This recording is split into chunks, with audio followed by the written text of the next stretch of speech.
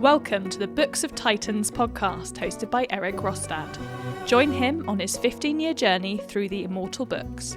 He'll share what he's learning, explore profound ideas across time and cultures, and share the one thing he always hopes to remember from each immortal book. Today I'm going to cover Man's Search for Meaning by Viktor Frankl. This is book 31 for my 2025 reading list.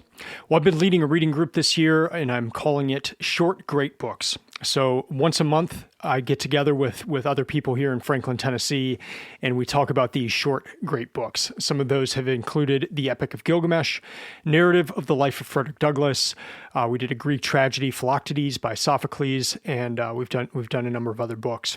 It's been really fun. The year before, I had led a reading group on the Iliad, and we met 12 times, and it just got to be a lot on the preparation side, on the meeting side, and I think for the attendees as well. And so I thought, well, how about this year we'll just do one book a month. So this past month, October here, we covered Man's Search for Meaning by Viktor Frankl. And it was actually the final book that I had read for my 2017 reading list, which was the first year of this reading project.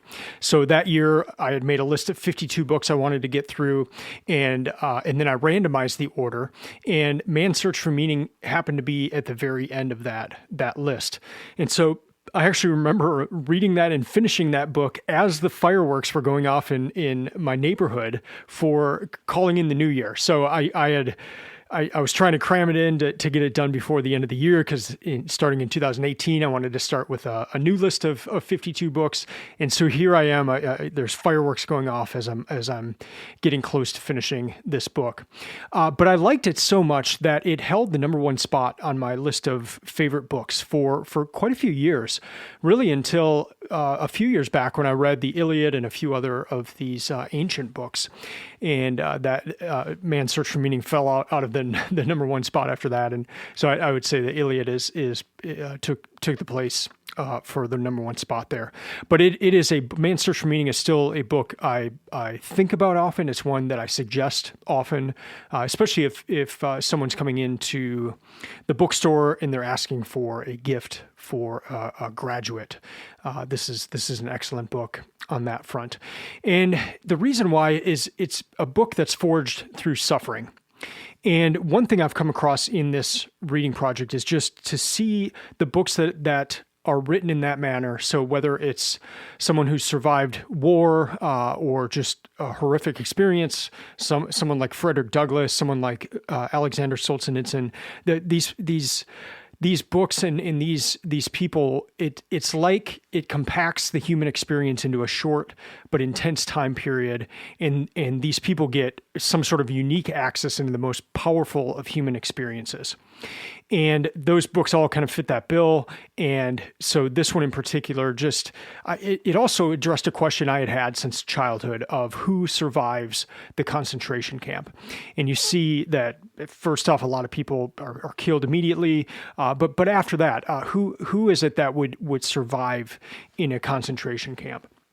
And so what I thought it'd be fun to revisit this book in today's episode and share what stuck out to me in this reading and see how that is different from what stuck out to me in 2017. So we're talking nearly a 8-year difference. I'm the same person, but I've changed a lot, and I've read a lot. I've come across a lot of things that I hadn't read the first time I read this book. So I was curious, just, how have I changed in that? How have my reading habits changed? How do I read? Like, is it a different way? Am I noticing different things? And the answer is yes. And so that's what I want to cover in this episode. And I do want to let you know that I have a pretty good idea of what stuck out to me the first time compared to this time, because I mark up my books when I read them. So I'm reading the same version of the book I read in 2017. And when I read a book for a second time, this is nerdy, but I use a different color pen. So first time I used a black pen, this time I used a blue pen. So I can see exactly what I underlined. I can see the notes I took, because they're all in black for 2017, and I can see the ones I took this time. I will say that I underlined and marked up a lot more this time than I did the first time. So I was still kind of getting into that habit of marking up books, but I do have have a pretty good idea of what stuck out the first time compared to what stuck out this time. So in this episode, I'll have two more segments. The next one will just be things that I did pick up this time that I didn't pick up in 2017. So I've got four different areas of things that I want to talk about. And then in the final segment, I'll cover my one thing. So the one thing that was the biggest shift in reading it the first time to this time. So I did cover this book in 2018 on the podcast, and so I'll link to that in the show notes, and so you can hear. And that was an episode with Dr. Jason Staples, and so we both talk about the book. So if you're interested, you can give that one a listen as well. You can listen to 2018 Eric. So for this episode, the part of the book that I'll be covering is part one, which is experiences in a concentration camp. There are two parts to this book. The second part is about psychology and logotherapy, which is something that Viktor Frankl developed. I read that the first time I read this book. I did not read it the second time. So for our book group, we just discussed part one, experiences in a concentration camp. So that's what I'll be talking about in the episode today.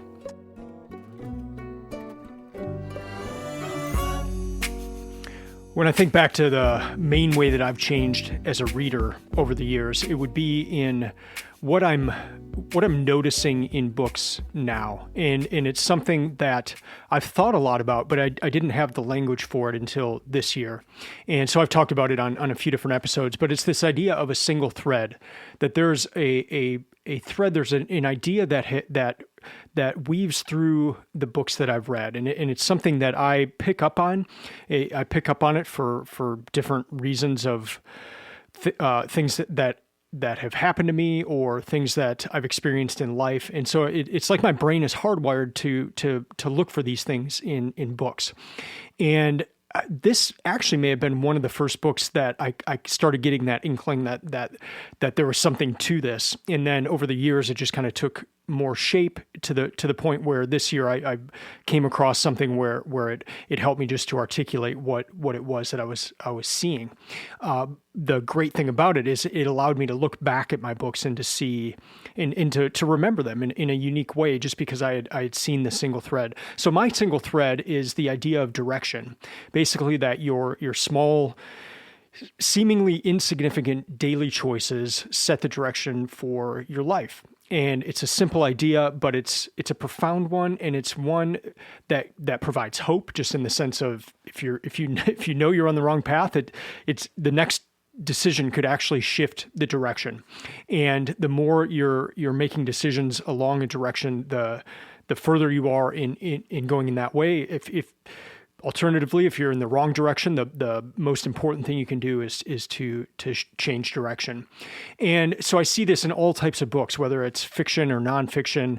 It's amazing now to read through that lens for novels, because in novels you're presented with someone's life over a period of time, a number of characters, but usually you're looking at one life in particular, and you see how choices determine the path of that person's life. And so they're probably not just going to one day decide to commit murder or adultery or something else, but there's you can kind of trace it back to like these small decisions that they made along the way and how that led to a certain path. So going into Man's Search for Meaning with this single thread of direction, I was bringing my initial question that I mentioned in the first segment back in of how does one survive the concentration camp? And so here I'm reading a book by a survivor of a concentration camp. How did he survive? How did this particular person survive? And in this work, you come across a man of incredible character. I mean, Viktor Frankl, you just kind of read what he's saying, and this is not your average person. But where did that come from? Like, what was it inside him, or was it something beforehand? Was it something that he discovered while he was in the concentration camp? Where did he get this strength? And I think I came across an answer in this reading, and part of it came in the prelude to the book. Part of it came in the middle of the book, and then part of it came in other information about his life after the war, after the concentration camp. And it's simply this, that Viktor Frankl stayed. So in the introduction to the book, he describes how he was trying to figure out, because he had a way to get out of Europe. He had a way to get to the United States and to avoid the war. So this is before he was placed in the concentration camp, and he had an out. But he describes why he did this, but he decides to stay with his parents. He's married at this time. His wife is pregnant, and presumably he could have gotten her and his unborn child out as well, but he decides to stay, and he decides to stay because of his parents. He doesn't want to leave them. And at this point, he doesn't know the full ramifications or what that choice means, but he stays. In the middle of the book, in the part about the concentration camp, we see another situation where Viktor Frankl decides to stay with a friend. He has another opportunity to switch concentration camps and perhaps to be in a better situation than he's in currently. But he gives that up, and he decides to stay with his friend. After the war, he moves back to the place where he had lived before, and that is Vienna. And so he is amongst people that possibly could have turned him in or turned his family in or were against him during the war, and yet he decided to go back there and stay. And so you have a man before the concentration camp, you have a man in the midst of the concentration camp, and you have a man after the concentration camp who stays. And so I looked at that in the sense of direction, and you see throughout there's this discussion about fate, and I'll talk a little bit about that in just a minute. But there's this discussion of fate.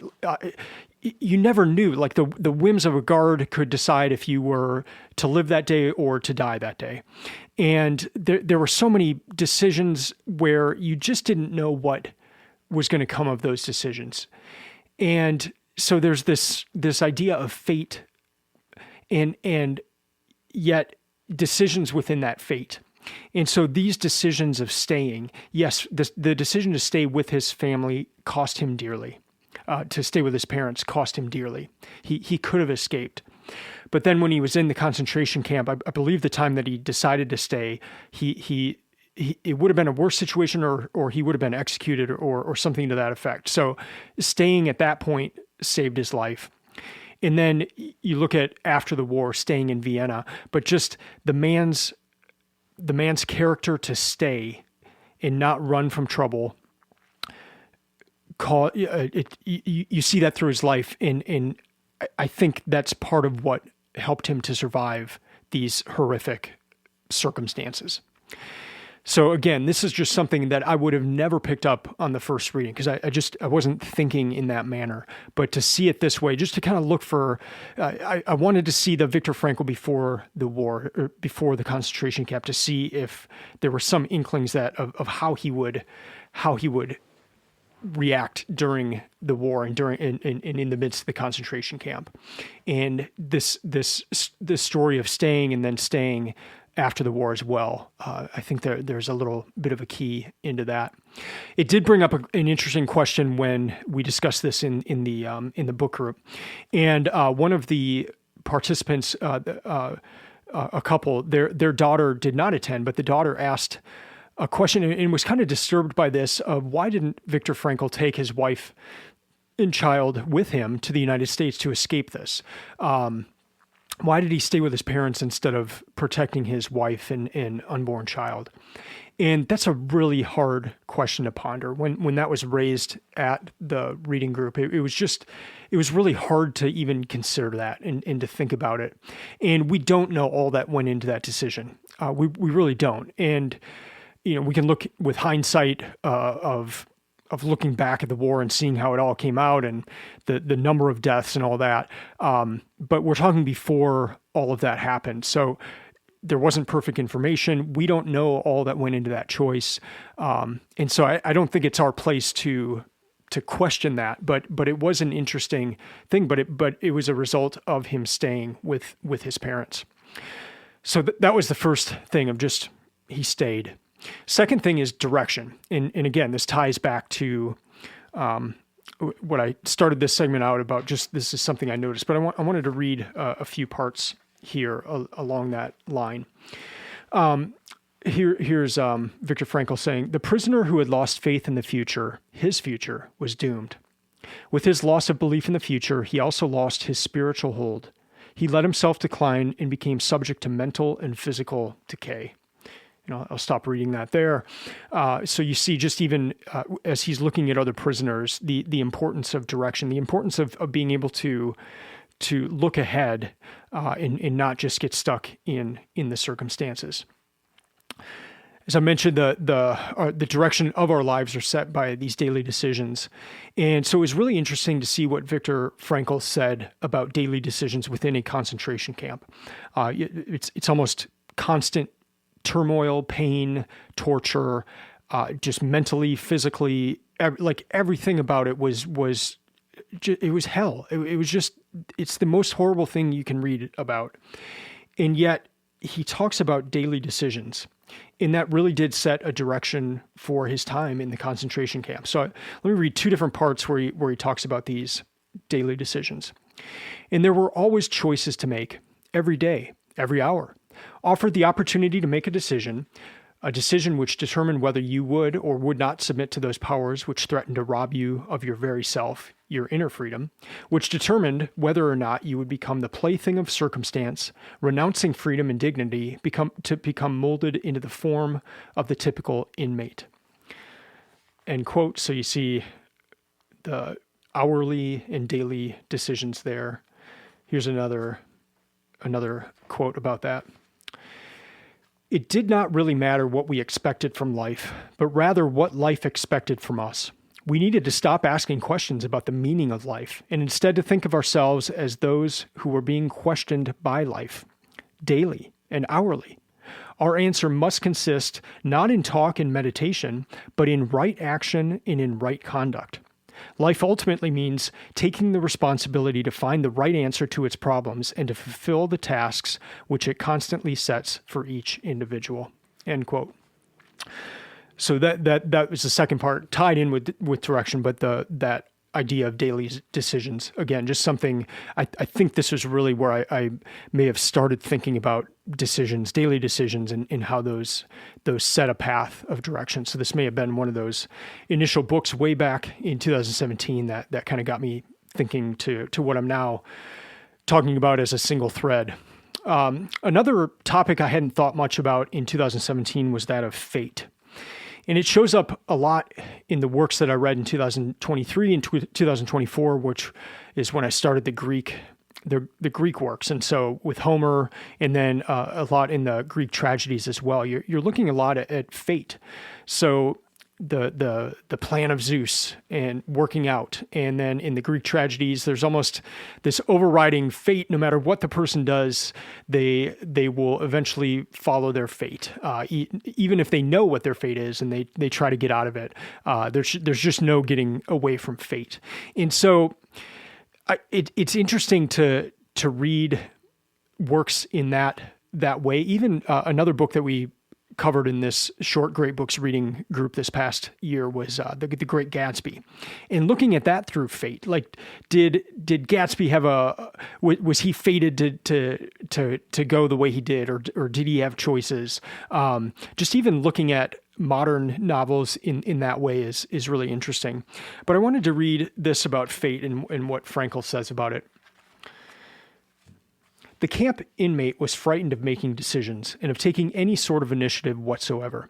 This was the result of a strong feeling that fate was one's master and that one must not try to influence it in any way, but instead let it take its own course." And I'll stop reading there.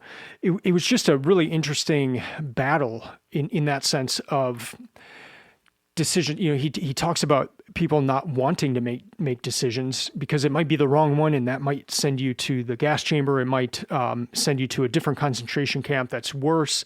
There was almost a paralysis of decision making. Just you didn't want to make the wrong decision, and yet he's also talking about how you've got to make those hourly and daily choices. And so there was just a neat contrast in this book about that. The last thing I want to highlight here is that of art and poetry. And that was one thing that in my initial reading, but then also I would say more so in this reading, is just the presence of beauty amidst this hell, and even the fact that prisoners would notice the beauty, they would call it out to each other. People, there are stories in this book of people missing meals, which were unbelievably precious. They would miss meals if it meant that they could kind of sneak behind a building and listen to some music that was happening in the officers' quarters.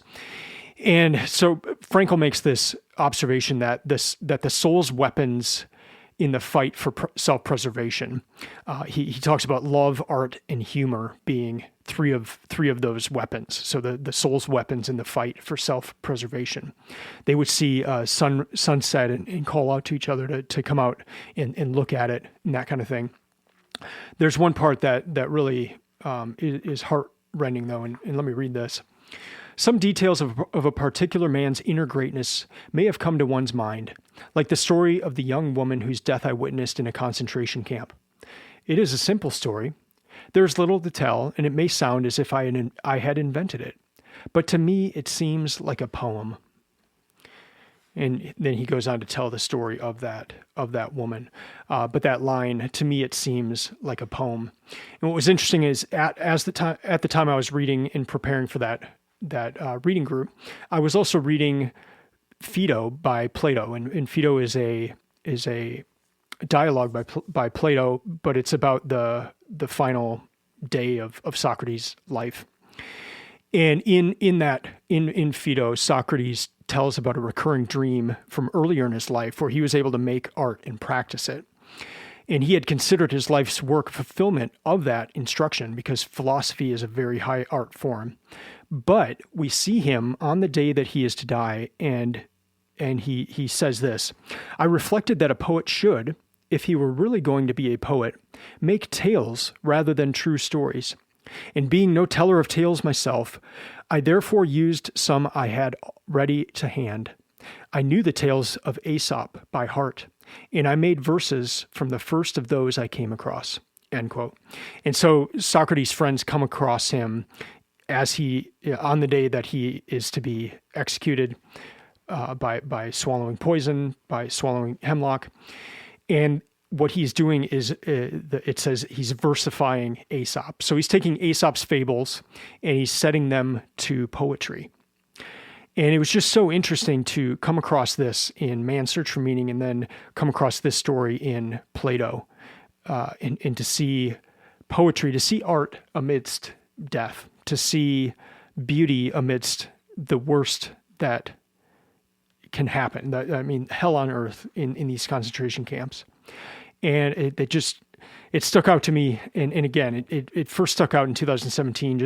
I still remember reading about the sunsets and the prisoners going out to witness a beautiful sunset amidst pain and torture and all that.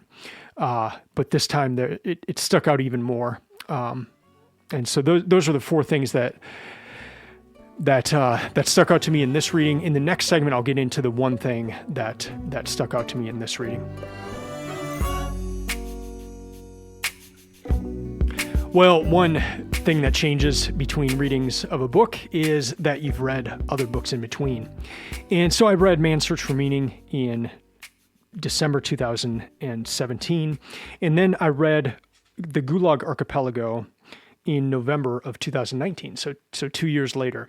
And there are a lot of similarities between those two books, but I didn't realize how many similarities until I reread Man's Search for Meaning. Both of these books, there are parts that are just seared into my memory and into my brain. But, and especially with the Gulag Archipelago. So now revisiting Man's Search for Meaning, I'm seeing, ideas, seeing things that are very similar, and it was really interesting to see that. So I want to just highlight 4 of those ideas. And again, we're seeing people in the worst of circumstances, amidst hell on earth, and yet there is a soul level that rises above all of that. And both of these authors captured that, and there's a lot of hope in that were things to just get absolutely the horrific you can think of. The soul survives. There's an element that people can rise above that, even in the worst of circumstances. And it's really hard. And I hope to never get anywhere near anything like that. But there's hope amidst that. And so let me just highlight these 4 different things. I'll read different quotes from each of the works here. So the first is this idea of a rift dividing good and evil. So here are, in each one of these, I'll start with Man's Search for Meaning and then read the portion in the Gulag Archipelago. So there's a few on this idea with Viktor Frankl. So here we go. Human kindness can be found in all groups, even those which as a whole it would be easy to condemn. The boundaries between groups overlapped, and we must not try to simplify matters by saying that these men were angels and those were devils. So I'll stop reading there on that one.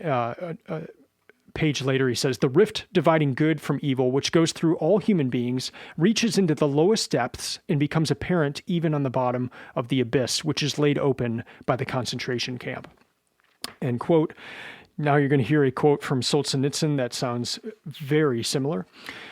Gradually, it was disclosed to me that the line separating good and evil passes not through states, nor between classes, nor between political parties either, but right through every human heart and through all human hearts. The line shifts inside us, it oscillates with the years, and even within hearts overwhelmed by evil, one small bridgehead of good is retained, and even in the best of all hearts, there remains an unuprooted small corner of evil. End quote. Those are, I mean that Solzhenitsyn quote is just unbelievable. I was very surprised, and I had not recalled reading that in Man's Search for Meaning the first time I read, but so similar there. And they do make a distinction that really at the soul level, that because they're both talking about something that is it's actually hard for me to contemplate. I mean, if we are to think in our time right now, you ask somebody the question, who's the most evil person you can think of, and they would probably say a Nazi or a prison guard at a Nazi concentration camp. And yet, what Viktor Frankl says is, amidst the evil and all that, there would be some guards that would even just one thing of kindness, and it would save some pain that day. And so he's talking about it in that sense, and same with Solzhenitsyn. Again, there's a different soul level where Solzhenitsyn especially is saying the guards were going to the level of pigs at their soul level, and we were developing our souls in prison.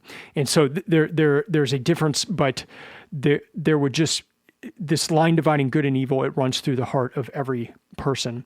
And I mean, just if we even consider that in our modern time, where everyone's divided into groups of us versus them, and them, they over there, they are the evil ones, we over here are the good ones.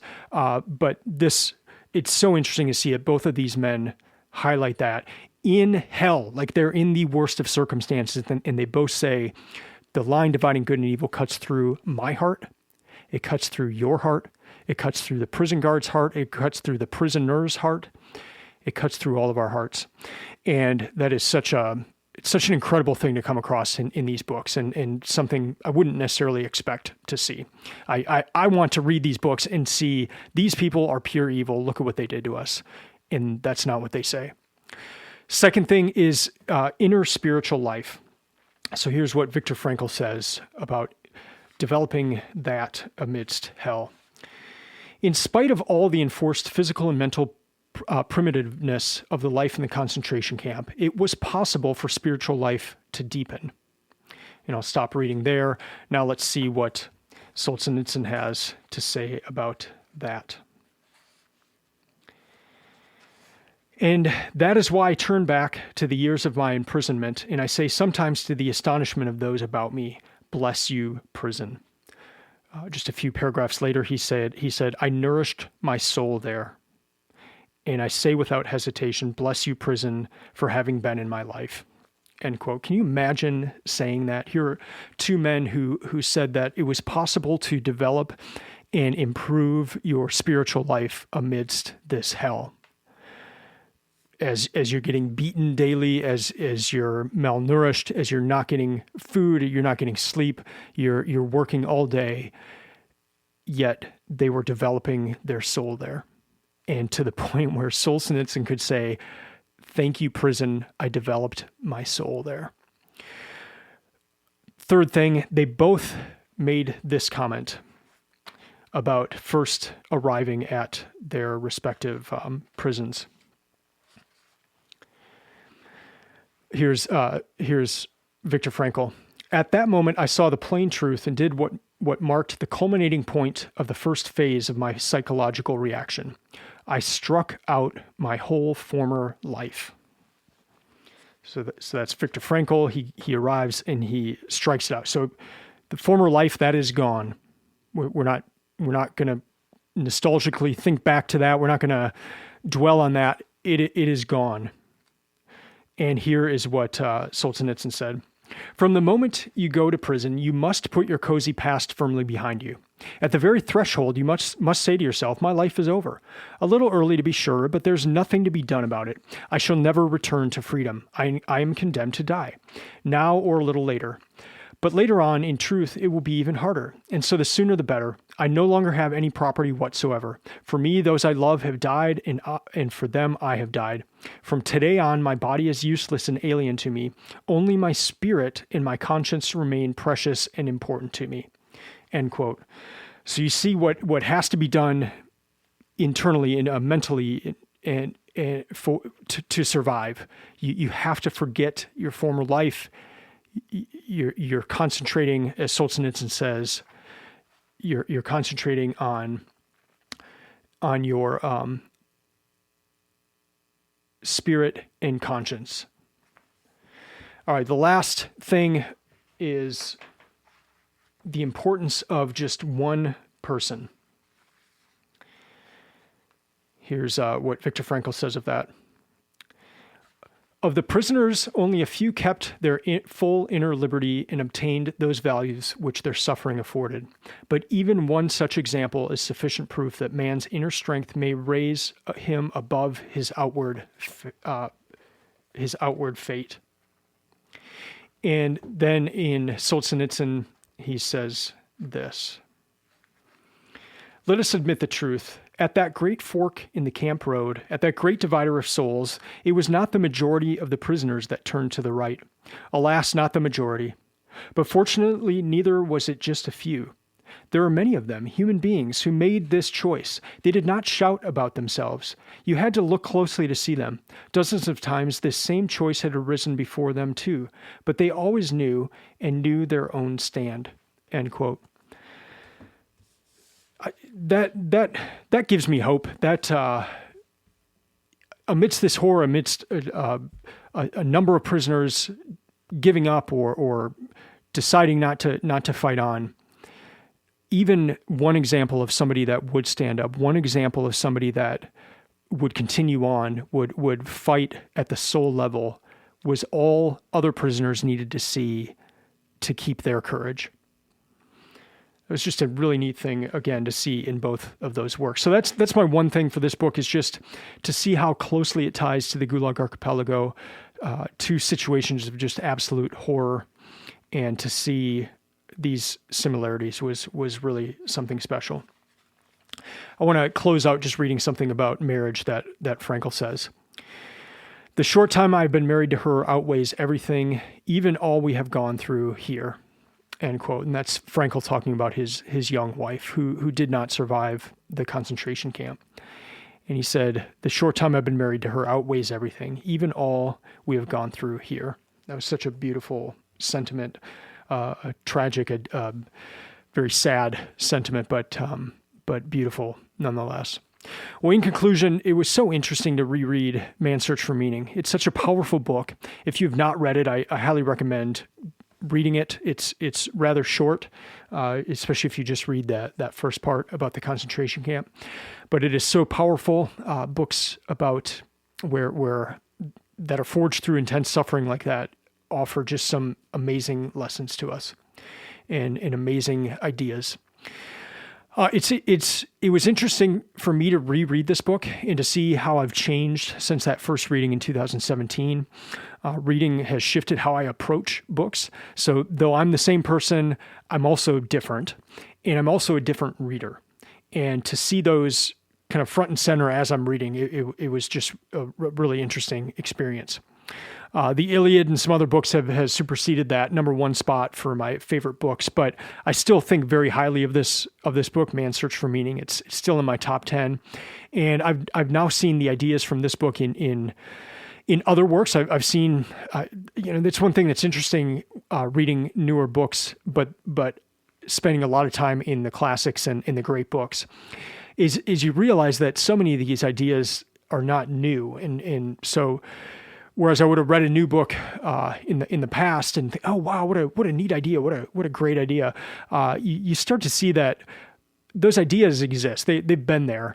They've been discussed. Maybe somebody's taking a fresh look at it or looking at it through a modern lens or something like that. But so many of these ideas are in the past, and so that's why I'm seeing a lot of my favorite books, my top books, kind of shift to these older ones, because it's like, oh wow, these ideas were way back here, and look at how they were talking about them. It's so neat.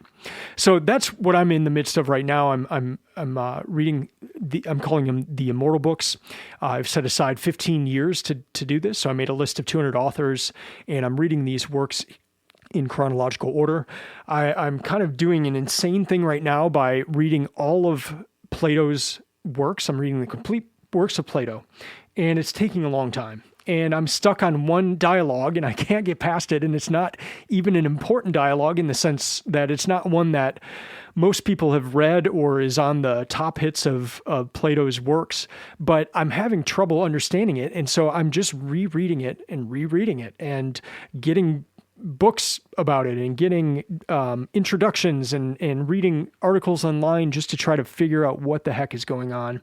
And so I'll probably cover that one in the next podcast episode, but I don't want to pass it by in without understanding what is happening. So I'm doing a deep dive into that. That's not really helping me move along on this 200 author side of things, but I do think it's important at this moment to really focus on this one dialogue by Plato. So hope to have an episode about that and to share what I learned and how that process went. So that's going to do it for this episode. Thank you for listening. I would love to hear from you.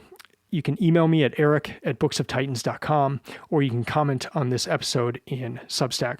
Remember that I will, in the show notes, I'll put the link to this episode, not to this episode, but I'll put the link to the 2018 episode about the first time that I read this book. So give that a listen if you're interested or want to hear more, hear what I thought 8 years ago. It'll be there. You can follow Books of Titans on Instagram or Twitter, just at Books of Titans, and go to the website. I've got my reading lists, and I've got a place for you to subscribe on Substack. If you're feeling generous, I've got options on Substack where you can give just as little as $5 a month to help support this podcast. That would be greatly appreciated. Helps me in purchasing new books and hosting the website and all that kind of stuff. So until then, keep reading. I'll be back next week. So until then, keep reading, keep learning, and keep listening. I'm out.